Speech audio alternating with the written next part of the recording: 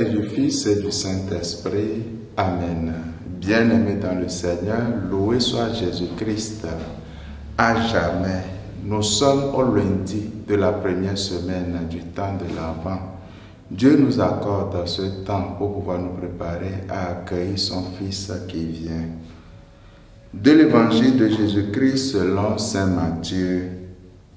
En ce temps-là, comme Jésus était entré à Capharnaüm, un centurion s'approcha de lui et le supplia. « Seigneur, mon serviteur est couché à la maison, paralysé et il souffre terriblement. » Jésus lui dit, « Je vais aller moi-même le guérir. » Le centurion reprit, « Seigneur, je ne suis pas digne que tu entres sous mon toit, mais dis seulement une parole et mon serviteur sera guéri. Moi-même qui suis soumis à une autorité, j'ai des soldats sous mes ordres. À l'un je dis va et il va. À un autre viens et il vient. Et à mon esclave fais ceci et il le fait. » À ces mots, Jésus fut dans l'admiration et dit à ceux qui le suivaient, « Amen, je vous le déclare, chez personne en Israël, je n'ai trouvé une telle foi.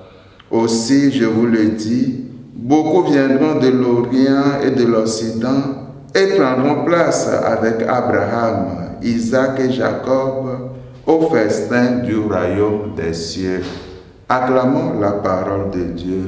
Louange à toi, Seigneur Jésus. Dans l'évangile d'aujourd'hui, un étranger nous est présenté comme un modèle de foi. En fait, il reçoit une des plus grandes louanges de Jésus. Amen, je vous le déclare, chez personne en Israël, je n'ai trouvé une telle foi.